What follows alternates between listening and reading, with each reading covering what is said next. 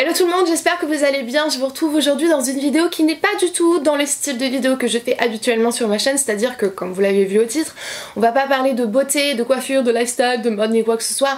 On va parler, je suis essoufflée, je suis désolée.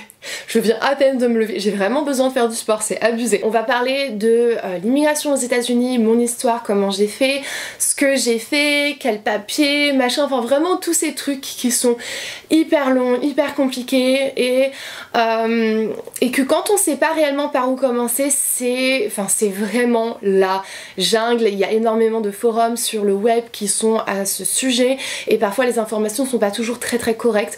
Donc voilà, j'avais envie de m'asseoir et de faire une vidéo sur le sujet, surtout parce que ça fait des années et des années et des années qu'on me demande de le faire. Ça va faire 6 ans cette année que je me suis installée aux États-Unis, donc je vous laisse imaginer le nombre de fois en cet espace de temps qu'on a pu me le demander, et avec raison, parce que forcément c'est compliqué, c'est vraiment compliqué l'immigration, encore plus quand c'est en Amérique, Canada, États-Unis. Donc j'espère vraiment répondre à un maximum de vos questions sans que ce soit trop pédagogique non plus, parce que j'ai déjà filmé cette vidéo et je trouvais que c'était tellement lourd parce que c'est un sujet qui est assez condensé, il y a beaucoup d'informations.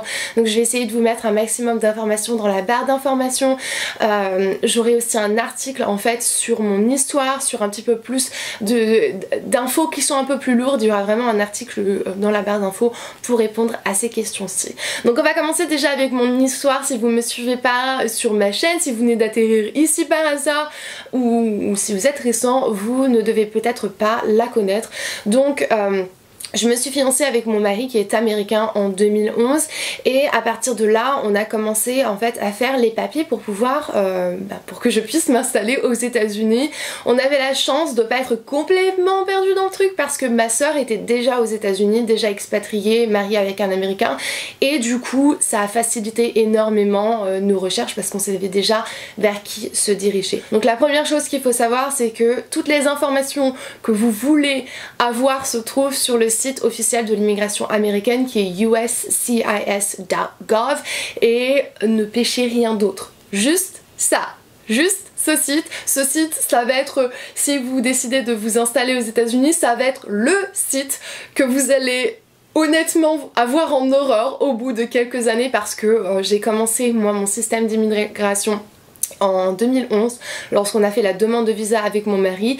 On est actuellement en 2018 et je suis toujours dedans, c'est génial, ça fait trop plaisir. Donc mon histoire, comme j'ai commencé à vous le dire, on s'est fiancés en 2011, à partir de là on s'est mis sur le site de l'immigration, on a regardé un petit peu ce qu'il fallait faire. Il faut savoir qu'une demande de visa, donc toute immigration commence par une demande de visa.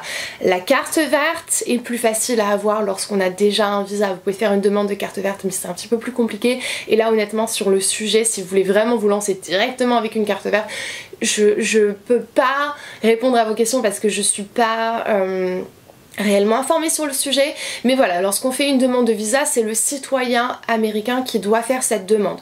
Donc pour mon mari, donc pour moi dans ma situation c'était mon mari. Si vous voulez vous installer pour y travailler, ça va être l'entreprise dans laquelle vous allez travailler qui doit faire cette demande de visa. Si vous y allez pour vos études, c'est l'université qui doit faire cette demande de visa. Donc voilà, c'est toujours la personne, l'entreprise, enfin voilà, c'est le citoyen américain qui doit faire cette demande de visa auprès de l'immigration américaine pour vous. Je me souviens plus du tout du prix de mon visa à l'époque, mais je pense que c'était, la demande seulement était de 400. Après on doit encore payer le visa, c'est tout un truc. Donc mon mari a fait la demande de visa pour moi, c'est passé au mois de décembre, janvier il me semble, et elle a été approuvée le 30 juin ou un truc comme ça je pense, donc 2012. Une fois que votre demande est approuvée, en fait votre demande de visa est approuvée par l'immigration américaine, votre dossier est transféré à l'ambassade franco-américaine si vous êtes française, belge-américaine si vous êtes belge, enfin voilà, c'est vraiment donc dans votre ambassade américaine, et donc le dossier est transféré à cet endroit-là. Vous avez un rendez-vous médical à faire qu'il faut forcément passer pour pouvoir continuer les autres étapes, et vous avez aussi un entretien. L'entretien, on se fait une idée qui est plus space que ça ne l'est réellement en fait. Ils regardent juste vos papiers, ils approuvent presque automatiquement ou pas devant vous. Vous le savez, si vous avez passé l'entretien ou pas, vous le savez. Moi il me manquait quelques papiers en fait parce que j'avais fait mon truc médical juste avant et il fallait que je renvoie les papiers. J'ai renvoyé les papiers. Ils ont gardé mon passeport lorsque j'étais à l'ambassade donc américaine à Paris. Et ils me l'ont renvoyé avec mon visa à l'intérieur, donc c'est vraiment un truc qui est très officiel. Une fois votre visa en poche, vous pouvez donc partir aux États-Unis. Mon visa était un visa fiancé, donc c'est-à-dire un K1, et du coup je suis partie aux États-Unis une fois que je l'avais, donc vraiment dans la semaine, et je me suis installée aux États-Unis en septembre 2012. Une fois arrivée sur le sol américain, parce que j'avais un visa fiancé, j'avais 90 jours en fait pour me marier, ce qui explique le fait que, si vous me connaissez, je n'ai pas fait de cérémonie grandiose de mariage ni quoi que ce soit. Personnellement c'est pas mon style, et au-delà de ça on n'avait pas forcément le temps, mais surtout en plus on n'avait pas du tout l'argent pour faire quoi que ce soit. Donc on s'est marié devant un juge en octobre, c'était très bien comme ça. Je le referai exactement de la même façon si les choses avaient été différentes, honnêtement. Donc une fois que j'étais mariée, j'étais toute contente, je me dis c'est trop bien, ça y est, c'est fini, on a fini les papiers, et en fait c'était pratiquement que le commencement, parce que une fois moi mariée, il fallait que je demande à changer de statut, c'est-à-dire de passer d'un visa qui du coup a expiré 90 jours après mon arrivée aux États-Unis. Après on se retrouve sans papier. Et il faut donc se rendre dans la légalité en changeant de statut et devenant résidente américaine. Ça c'est tout un autre truc, ça prend beaucoup de temps. Ça m'a pris 1 an à recevoir donc ma carte de résidence, c'est-à-dire ma carte verte, qui est une carte verte temporaire. Ils sont tellement malins. Donc voilà, ça dure 2 ans. Donc juste avant que ma carte verte temporaire expire, j'ai commencé à me renseigner un petit peu sur quelles étaient mes options en fait. Si je pouvais demander ma nationalité américaine, si je devais renouveler ma carte verte, enfin quelles étaient mes options. Et là je me suis retrouvée avec l'information la plus énervante au monde. C'est-à-dire que moi dans mon cas, parce que je suis femme de militaire, j'ai le droit en fait de demander la nationalité au bout de 3 ans de résidence officielle aux États-Unis, c'est-à-dire avec une carte verte en main. Le problème c'est que ma carte verte elle n'était que de 2 ans, donc j'ai dû demander une carte verte de 10 ans, donc la carte verte officielle, pour ensuite demander ma nationalité américaine au bout de 3 ans de résidence officielle aux États-Unis. Et là du coup eh bien j'ai fait ma demande de nationalité américaine pour devenir donc franco-américaine, et j'attends, je suis encore en train d'attendre. Donc évidemment toutes ces étapes coûtent de l'argent, plusieurs centaines de dollars à chaque fois. Vous n'êtes pas obligé de demander la nationalité américaine. On peut parfaitement rester sur le territoire américain en tant que résident, donc français aux États-Unis, il n'y a absolument pas de problème. Moi personnellement pour ma situation c'est juste beaucoup plus logique. Mon mari est américain, ma fille n'a que des papiers américains, donc je me dis que c'est juste plus logique en fait pour moi, et surtout parce que je compte pas déménager des États-Unis, je compte pas quitter les États-Unis un jour, je compte finir mes jours ici. On me demande souvent si je pense revenir en France, et honnêtement non, je suis très bien ici. Je me suis toujours sentie plus chez moi ici depuis toujours que en France. J'ai grandi dans la culture américaine, et pour moi en fait c'est plus familier que la France, et enfin c'est comme ça. Je pense que peu importe où on est né, ça veut pas forcément dire que c'est à cet endroit là qu'on se sent chez nous, et pour moi c'était enfin voilà, c'est le cas comme ça. Donc c'est ma situation actuellement, je suis dans l'attente de ma nationalité américaine.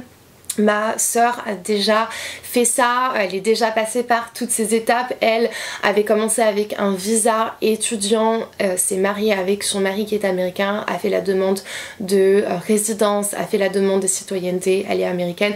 Donc je sais en fait quelles étapes sont à venir pour moi. Il y a toute une cérémonie, enfin c'est vraiment tout un truc, et on donne un papier officiel, vraiment un petit peu comme un certificat de nationalité en fait. Un truc aussi que j'aimerais bien mentionner, parce que pendant très longtemps je me suis posé cette question et je me suis rendu compte que c'était pas du tout le cas. On a toujours en tête que l'immigration va nous demander de s'installer, on va être mis dans une pièce avec un bureau uniquement, la pièce est sombre, toute petite, et on est en face d'un officier de l'immigration où il nous pose plein de questions, limite le détecteur de mensonges, et en fait c'est pas du tout le cas, c'est vraiment pas du tout comme ça, je sais pas pourquoi, moi je me suis toujours imaginé ça, et c'est pas du tout le cas. Le seul moment où on est confronté en fait à une sorte d'interview questionnaire où on vous demande en fait de montrer à l'immigration que vous savez lire, comprendre, écrire l'anglais, et que vous avez une petite idée en fait de l'histoire des États-Unis sur le gouvernement, géographie, etc. C'est uniquement lorsque on essaie de devenir américain, donc citoyen américain. Au-delà de ça, on vous met jamais, on vous confronte jamais à ce genre de choses. Enfin, moi dans mon expérience, je pensais que c'était le cas et je n'ai jamais été confrontée à ça. Mais voilà, ça c'est ma situation, c'est comme ça que je me suis installée aux États-Unis. Forcément, c'est pas la seule façon. Ne cherchez pas un Américain pour essayer de vous glisser aux États-Unis. J'ai toujours su que j'allais finir aux États-Unis. Ça a toujours été quelque chose qui était ancré en moi. Je le savais, peu importe la façon que ça allait se passer. Ça s'est fait avec le mariage, mais ça aurait été très bien pu être avec les études, forcément comme ma soeur l'a fait. À chaque fois que je venais ici, il y avait cette attache en fait, et j'ai toujours grandi dans la culture américaine, c'est quelque chose qu'on me pose régulièrement. Parfois on est un petit peu perdu de comprendre comment j'ai fini ici, comment j'ai commencé à parler anglais, et ça n'a pas commencé avec mon mari, donc j'ai toujours parlé anglais depuis que je suis toute petite. Mon amie d'enfance, ma meilleure amie que j'ai rencontrée à 3 ans, et la raison pour laquelle j'ai toujours parlé anglais, parce que j'étais tout enfourrée chez elle, chez ses parents, qui m'ont toujours considérée comme leur 5e enfant, et qui donc m'ont traité exactement de la même façon, qui m'ont parlé en anglais, et donc j'ai grandi comme ça, d'où l'accent, d'où la culture, d'où les mimiques, tout ça qui est complètement ovni, je comprends. Et voilà, je sais pas trop... je sais pas trop quoi vous dire de plus. J'espère que ça a répondu à vos interrogations que vous aviez à mon sujet, mon immigration, comment j'ai fait pour atterrir ici. Parce qu'il y a beaucoup de personnes qui sont sur ma chaîne et qui le savent pas forcément, qui disent mais attends, t'habites aux États-Unis, mais t'es française, t'es américaine, t'es quoi? Qui es-tu? Que fais-tu? Mais voilà, j'espère vraiment que ça vous aura un petit peu aiguillé. Si vous avez des questions, n'hésitez pas à les laisser dans les commentaires au sujet de l'immigration. Vraiment, si vous posez des questions, si vous êtes sérieusement en train de considérer la possibilité de vous installer aux États-Unis, si je peux y répondre, je serai heureuse d'y répondre. Si ce n'est pas le cas, eh bien je vous le dirai aussi, je vous donnerai peut-être... Enfin voilà, j'essaierai en tout cas, c'est mon but sur YouTube d'essayer de vous aider, que ce soit enfin, à travers les tutoriels comme par exemple ça. Voilà, donc moi je vais vous laisser, j'espère que cette vidéo vous aura aidé en tout cas, et qu'elle n'aura pas été trop lourde en informations, et moi je vous dis à très bientôt dans une autre vidéo qui ne sera pas du tout sur le même sujet, et voilà, à très bientôt, ciao.